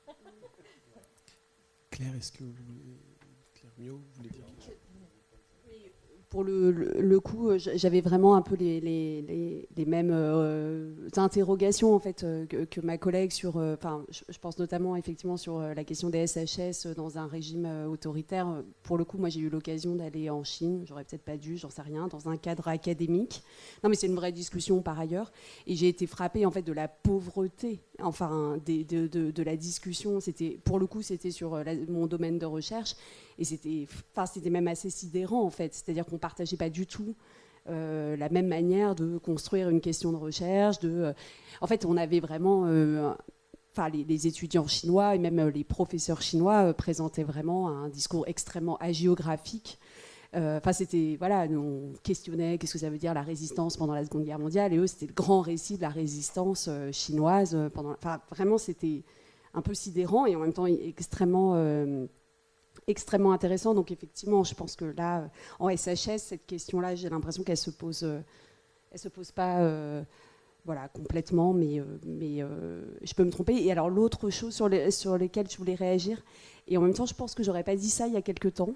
Je suis assez, parce que je me méfie un peu des financements privés, mais c'est vrai que même aussi en sciences humaines et sociales, on a de plus en plus de fondations qui financent des recherches, des post-docs, etc. Et j'en discutais avec un collègue suisse hier.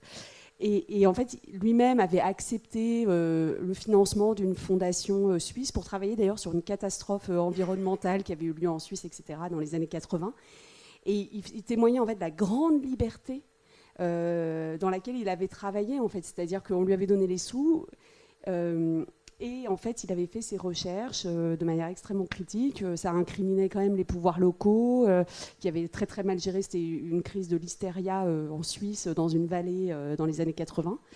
Et en fait, c'est vrai que je finis par me dire que face à un pouvoir potentiellement autoritaire, multiplier les sources de financement et éventuellement avoir des financements qui ne sont pas publics, je ne sais pas. J'aurais pas forcément dit ça il y a quelques années. Donc voilà, voilà ce que je pouvais souligner. Pour aller dans votre sens, aujourd'hui en Grande-Bretagne, la recherche en sciences de la vie est financée pour plus de la moitié de façon privée. Il y a le Wellcome Trust, qui est une gigantesque fondation qui finance à un montant équivalent du financement public la recherche en sciences de la vie et en santé, et qui fonctionne très bien, et qui n'a pas de but lucratif direct, et qui est très très rigoureusement réglé et organisé et sans privation de thématiques scientifiques. Donc, dans un tel contexte, je pense qu'on ne peut pas être, à condition que ces conditions soient respectées, on ne peut être, à mon avis, que favorable. Un dernier commentaire qui me fait réagir après qui me fait réagir, qui est le suivant sur la question du rapport à la confiance. C'est-à-dire que, et c'est très bien, vous nous avez donné beaucoup d'exemples issus du monde académique, et on le fait pas assez parce qu'en se disant il y a des mauvais élèves dans toutes les professions, et c'est pas parce qu'il y a des mauvais élèves que cette profession est délégitimée dans son ensemble. Mais en même temps, je pense que c'est vraiment important ce que vous avez fait, de se dire, partons de nos propres problèmes. Par contre, je ne vous suis pas dans la conclusion. C'est-à-dire, je ne pense pas que la perte de confiance dans la science vient de ces cas problématiques. Ça vient multiplier le problème, mais c'est pas, à l'origine, on n'est pas là-dedans. Parce qu'en fait, sinon, ça voudrait dire qu'on est véritablement dans un rapport rationnel aux choses, et que le mouvement anti-science est un mouvement rationnel, et que si vous avez quelqu'un dans votre famille qui est dans cette espèce d'idée du complot, etc., vous essayez à côté de cette personne, et lors d'une conversation très claire, avec des arguments irréfutables, vous arrivez à la convaincre. Or non, ça ne marche pas. C'est-à-dire que c'est beaucoup plus profond que ça. Du coup, par exemple, je voudrais dire donc deux choses par rapport à ça. D'une part, il y a un véritable projet politique, idéologique, qui est articulé, que ce soit le projet trumpien, l'équivalent du projet Bolloré contre les universités, qui consiste à détruire les universités telles qu'elles sont, parce que cela correspond à X ou Y raisons, qui sont des raisons qui ne sont pas rationnelles. Et donc ça, je pense que c'est important. Et le fait que, par exemple, les syllabus, les curriculums des universités parallèles sont construites par le mouvement Trump à l'intérieur des Ivy League, en dehors des Ivy League, avec d'autres curriculums, voilà, ça correspond à un projet politique. Donc ça, ça me paraît vraiment, vraiment important. Donc il y a un projet qui est... Et puis alors, l'autre chose que je voudrais dire aussi, c'est que, par exemple, il y a un labo à Sciences Po il y a des sociologues qui travaillent sur la mesure de la confiance dans la science depuis des années. Et moi, ce que j'ai appris de mes collègues, c'est la chose suivante, c'est que il y a quelques années encore, on pouvait se dire le rapport à la science dépend beaucoup du niveau d'éducation et du niveau de religiosité des personnes. Ça paraît faire sens. Aujourd'hui, ce ne sont plus les critères déterminants. Critères déterminants, c'est l'appartenance, en fait, c'est la polarisation politique, c'est-à-dire l'appartenance aux extrêmes politiques. Et dans certains pays européens, c'est que l'extrême droite, et chez nous, c'est toutes les extrêmes. Et donc en fait, il y a à la fois la défiance à l'égard du pouvoir s'exprime par rapport à la défiance à l'égard de la science, et les deux se nourrissent. Et ça, je trouve ça quand même intéressant parce que, d'abord c'est intéressant, et puis c'est très difficile d'apporter des réponses à ça. Voilà. Je partage complètement ce que vous venez de dire, et juste pour l'illustrer d'un exemple concret, si on superpose les cartes des votes à l'élection présidentielle en France 2022, le vote Le Pen, le vote Mélenchon et la carte de la fréquence de la vaccination contre le Covid, il y a alors je vais vous prendre dans le sens que vous voulez, mais une corrélation très forte entre le vote Le Pen plus Mélenchon et relativement, c'est pas, le gradient n'est pas sur 80%, mais sur 20, à peu près 20%, et le fait de ne pas s'être vacciné contre le Covid. Et aux États-Unis, c'est encore plus flagrant avec le vent de Trump et la vaccination. On va bientôt donner la parole à la salle. Moi, j'ai juste une mini question. J'étais marqué parce que vous avez dit au début, Stéphanie Balm, qu'il n'y a pas de culture de la liberté académique en France. Et est-ce que vous pensez les unes les autres que le fait qu'au-delà, il n'y a pas de culture de la liberté académique aussi, en particulier chez les élites en France qui ne fréquentent pas vraiment l'université. On a ce système de grandes écoles, ils connaissent Sciences Po, peut-être ils connaissent l'ENA, mais ils n'ont aucune connaissance réelle de l'université de masse, disons, dans laquelle se pratique une bonne partie de la recherche aussi. Est-ce que ça, c'est quelque chose qui joue dans le sous-financement organisé aussi des universités? Alors même s'il y a des sources privées vertueuses, je vous entends, mais malgré tout, il y a un manque de financement public qui est criant. Est-ce que vous pensez que le fait que l'université en fait soit pas quelque chose qui fasse partie de la culture des dirigeants, pour le dire comme ça en France, a des conséquences?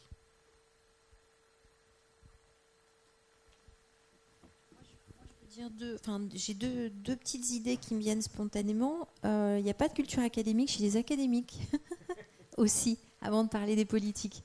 C'est-à-dire que là, maintenant, je sens qu'il y a un mouvement, empowered.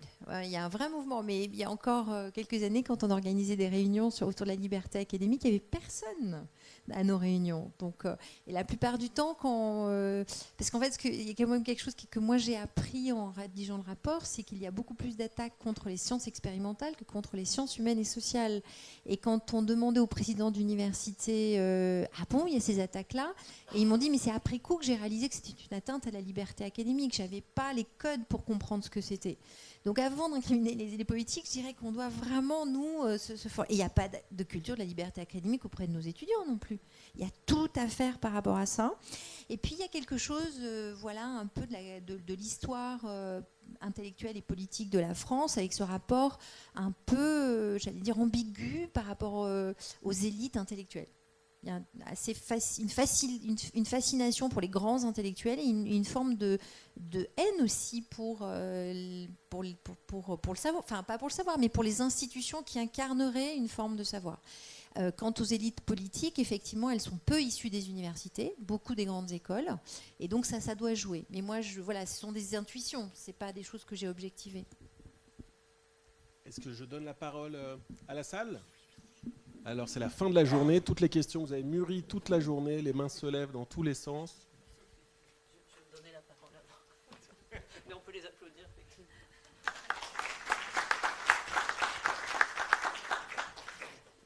Merci à toutes et tous. Je vais juste faire une intervention avec une casquette de politiste, parce que la question de la superposition des cartes, c'est quand même quelque chose, et je vois Pierre-Yves et Hélène qui plus soient. Pendant très longtemps, on nous a dit en sciences politiques, certains collègues en sciences politiques superposaient la carte du vote RN, ou du vote FN auparavant, et la carte de l'immigration, en disant, regardez, ça prouve bien qu'il y a une corrélation.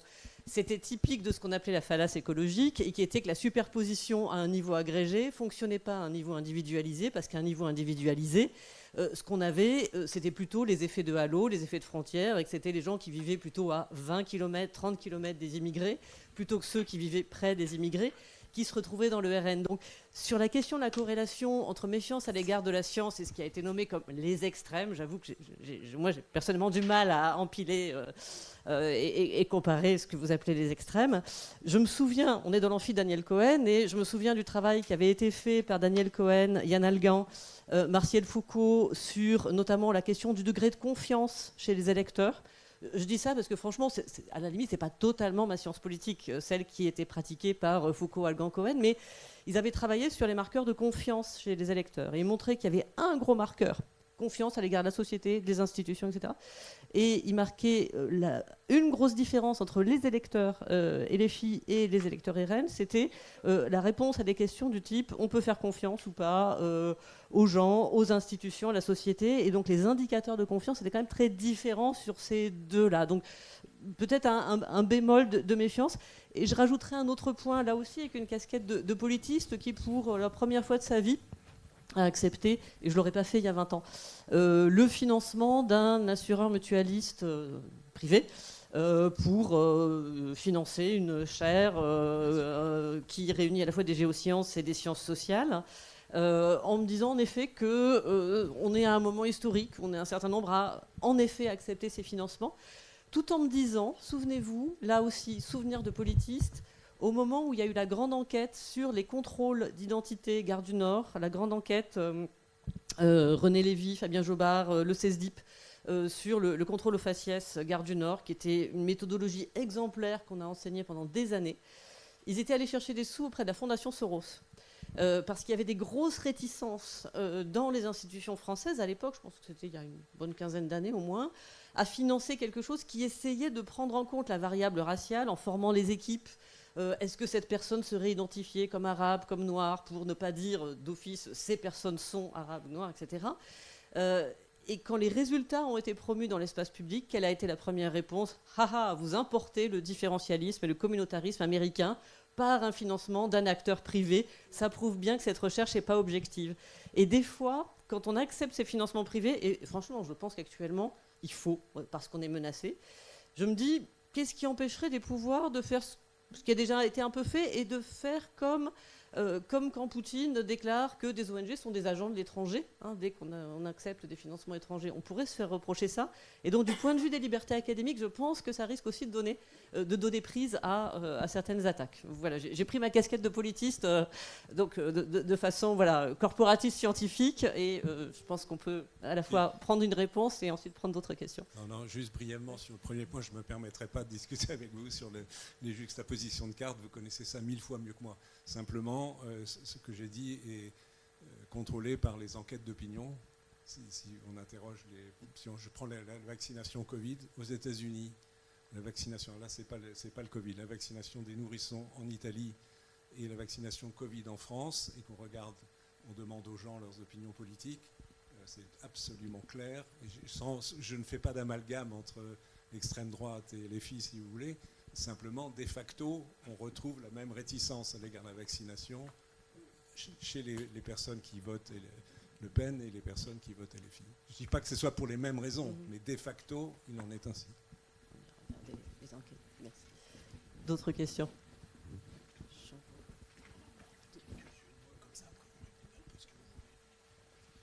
Oui, Christian Néry, INSERM et président de la FZEV. Merci beaucoup à Alain Fischer et au panel pour avoir mis en lumière la complexité du paysage dans lequel on est. Il me semble que pour éviter que l'académie soit figée face à toutes ces forces qui se développent, il faudrait peut-être réfléchir sur des mécanismes qui permettent à notre communauté de rester des tiers de confiance vis-à-vis des décideurs politiques et des citoyens. Donc les universités, l'INSERM, le CEA, le CNRS, l'académie, etc. Comment est-ce qu'on peut travailler ensemble de façon très pragmatique ? Est-ce qu'une piste ce serait pas, puisqu'on peut aussi être accusé de manquement à la neutralité, et ça a déjà eu lieu, puisqu'il y a aussi un paysage encore plus complexe que si on regarde du côté des éditeurs prédateurs qui favorisent en fait la désinformation auprès des scientifiques eux-mêmes. Nous en sommes les premières victimes, mais aussi auprès des politiques, mais aussi auprès du grand public. Est-ce qu'il n'y aurait pas une piste à réfléchir à se doter d'outils d'analyse objective de l'information qui permettent de la qualifier en permanence et qui nous donne les moyens en permanence, et pas simplement quand il y a une crise sanitaire, par exemple, qui nous donne les moyens en permanence de communiquer sur des bases objectives, indiscutables, vis-à-vis du grand public, vis-à-vis des experts et vis-à-vis des décideurs publics, y compris les gouvernements. J'aimerais avoir le retour du panel, en particulier d'Alain Fischer, parce que, évidemment, je suis plus sur le côté santé, prévention que les autres aspects. Merci beaucoup. On va prendre plusieurs questions en même temps, comme ça permettra des réponses plus efficaces. Oui, Max Marangolo, je suis physicien. J'étais directeur d'une grosse unité de physique jusqu'à pas longtemps. Et j'ai vu effectivement un glissement, c'est que vous avez évoqué pour les sciences dures aussi, avec l'institution de certains dispositifs pour défendre un petit peu l'académie et le laboratoire, que c'est les ZRR, les zones de restriction, et les fonctionnaires sécurité-défense, qui sont censés effectivement, dans certains sens, défendre la recherche. Or, dernièrement, on constate un glissement, surtout sur les fonctionnaires sécurité-défense, qui pas seulement ils commencent à filtrer des doctorants, des post-doctorants étrangers à venir dans le laboratoire, mais aussi des chercheurs CNRS d'aller dans d'autres laboratoires CNRS parce que soupçonnés de quelque chose et n'ont aucune information, même les chercheurs, n'ont aucune information de quelle est la raison pour laquelle il est empêché d'aller dans notre laboratoire. Donc ça, c'est des cas isolés, mais de plus en plus fréquents, qui peuvent devenir hallucinants, évidemment, avec un changement de gouvernement. Et c'est un dispositif opaque qui nous-mêmes avons mis en place, une certaine partie, pour nous défendre, et qui devient de plus en plus fort si les laboratoires ont des contacts avec des entreprises. Parce qu'à ce moment-là, il faut défendre la propriété industrielle. Donc cette liberté avec les contacts avec l'industrie, avec le privé, fait que aussi, paradoxalement, on peut se trouver limité dans nos libertés académiques à cause de ces dispositifs. Voilà, donc ce n'était pas vraiment une question, mais plutôt une proclamation. Mais je pense que voilà, c'est... Merci beaucoup. Allez, on en prend encore deux, et comme ça, après...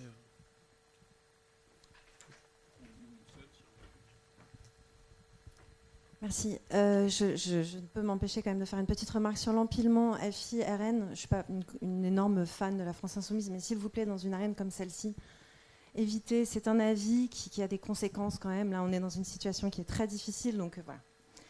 Je mets ça de côté. Pour l'historienne, je me demandais si il y a quelque chose qui est en cours entre vous, peut-être ne nous le dites pas, ou peut-être dites-le nous, de sauvegarde des archives, s'il se passe vraiment une attaque frontale contre les archives, par exemple les archives de la guerre d'Algérie, dont on peut penser que ça pourrait être le cas.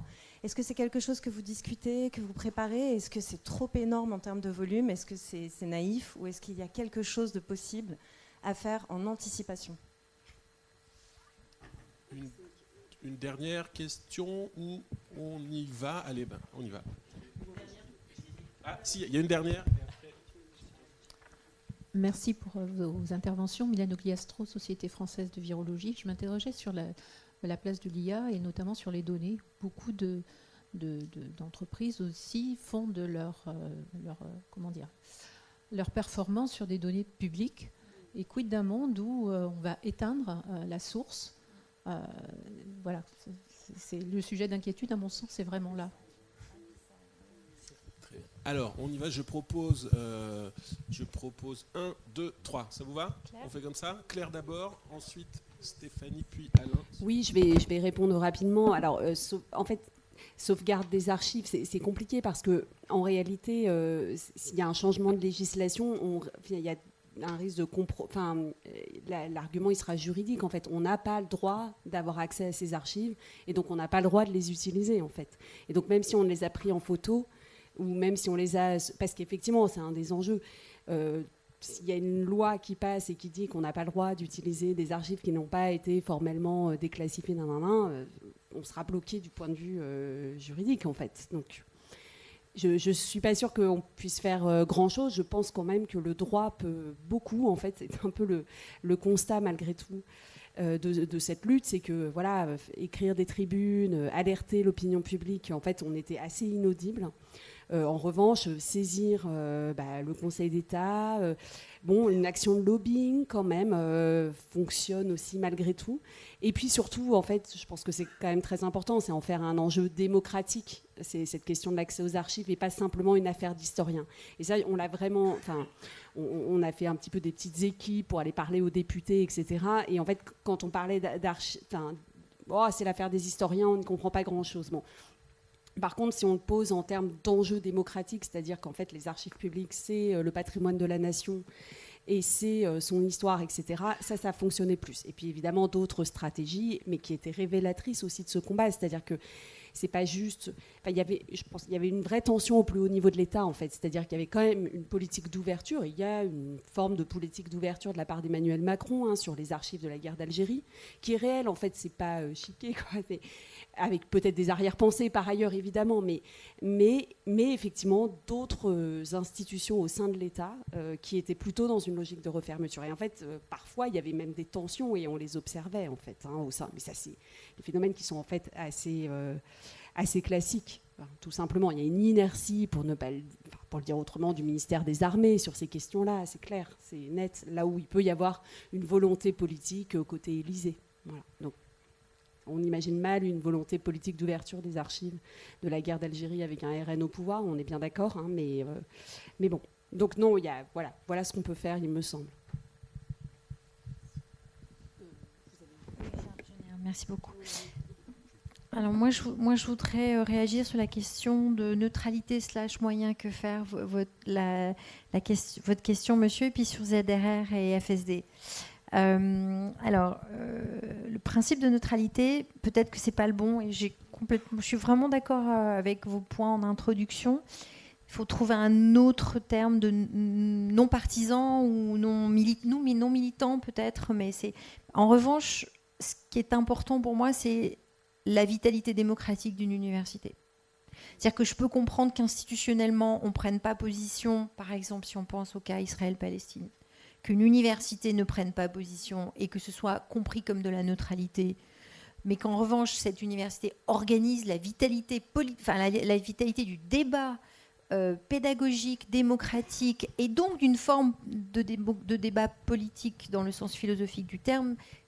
C'est ça qu'il faut faire. Il faut qu'on demeure ça. Alors, quand vous disiez quels sont les moyens, moi j'ai beaucoup étudié ce que l'INRAE a essayé de mettre en place pour aider ces chercheurs régulièrement attaqués, depuis le Covid en particulier, précisément pour leur expliquer la différence entre liberté d'expression et liberté d'expression scientifique, c'est-à-dire lorsqu'ils parlent à des médias, là c'est mon sujet de recherche, je vais pouvoir redire ça, et c'est pas moi, Muche, qui a un diplôme et qui vous dit ce qu'il faut penser sur ce sujet. Je suis l'expert de la question, ça c'est pas de la liberté d'expression. En revanche, il se trouve que c'est pris dans un contexte où vous pouvez dire d'autres choses liées à votre sujet qui devient un peu plus de la liberté d'expression d'un expert et savoir faire la différence entre l'un et l'autre, ce qui s'apprend quand on est un académique et qui s'apprend aussi sous la forme de formation. C'est très bien, c'est exactement ce que l'INRAE a mis en place. Et ce que je voudrais vous dire, c'est que tout le travail qu'on fait en termes de communication, de valorisation de la recherche, ça, ce sont des solutions très concrètes. Et franchement, ça ne concerne pas que les sciences expérimentales. Moi, je dirige un laboratoire qui est hyper exposé. Pas parce qu'on cherche à travailler sur des sujets sensibles, mais parce qu'il n'y a pas un seul sujet qui n'est pas sensible.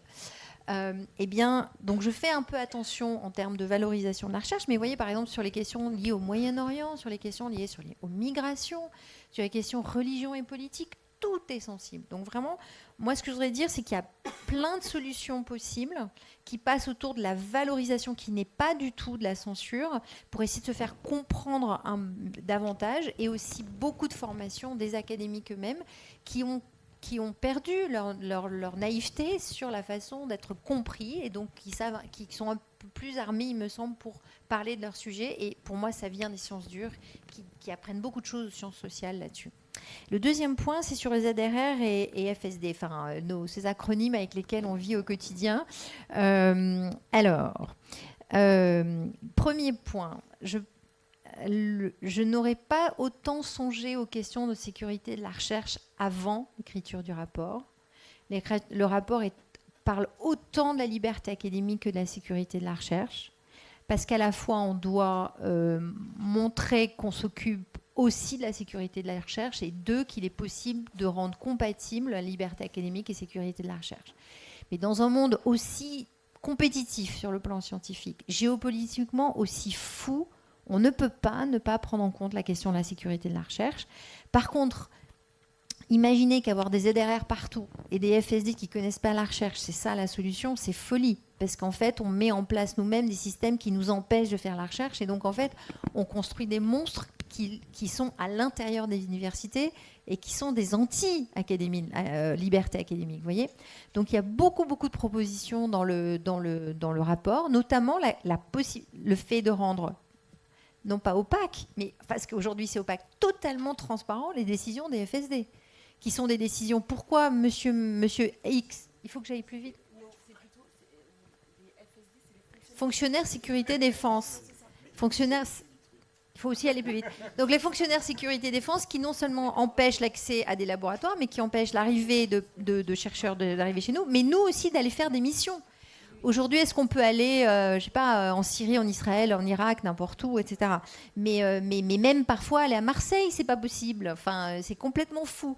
Donc il faut mettre en place des systèmes de recours. Il faut que ce soit collégial. Il faut que ce soit collégial au niveau des universités, mais aussi au niveau de France Université. Et puis il y a tout à fait un mouvement européen là-dessus. Donc en fait, il faut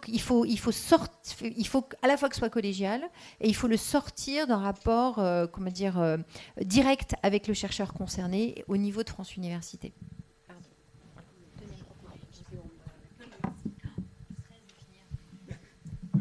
Brièvement, sur la question en fait, qui était globalement, et vous l'avez orienté, monsieur, plus particulièrement sur le secteur santé, la désinformation en gros.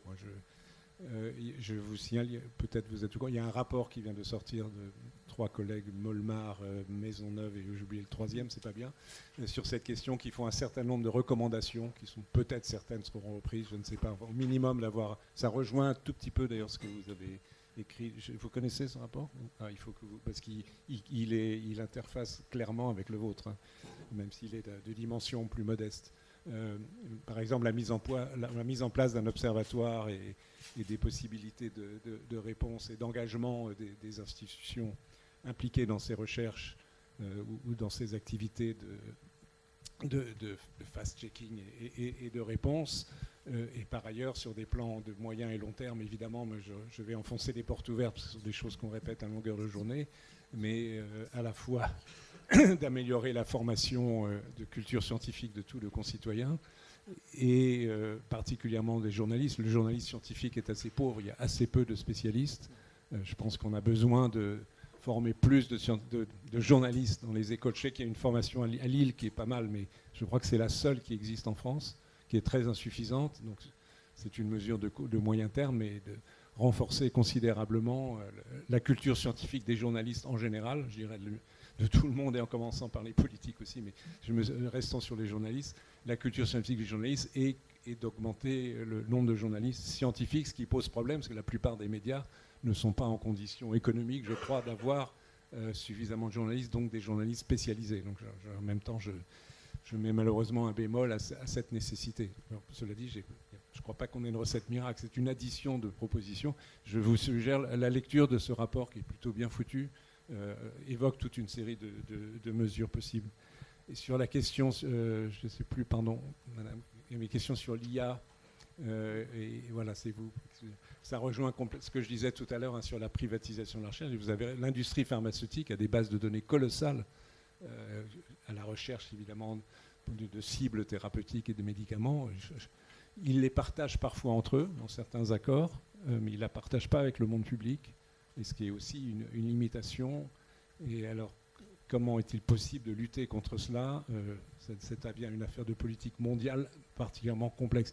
Avec une note d'optimisme, néanmoins, c'est qu'on a constaté que le système AlphaFold, donc pour les non-spécialistes, qui est l'IA qui permet de prédire les structures des protéines et donc les interactions entre protéines et potentielles substances chimiques, donc médicaments, étaient produits par les chercheurs de Google. Et malgré tout, ça a mis du temps, surtout d'avoir les données primaires, mais aujourd'hui, les données primaires sont accessibles publiquement. Donc, de temps en temps, avec un peu de retard, néanmoins, des outils absolument essentiels à la recherche émanant du privé sont susceptibles d'entrer dans le monde collectif. Mais c'est un problème réel majeur et qui va croissant, par ailleurs. Merci beaucoup et merci beaucoup pour cette petite note d'espoir à la fin et tout du long. Je trouve que vous avez dressé à la fois des constats alarmants mais avec des pistes d'action, de réflexion et quelques victoires et succès ici et là. Alors merci beaucoup à vous trois, merci à toutes, à tous. Puis je vais donner la parole aux organisateurs mais on peut vous applaudir quand même.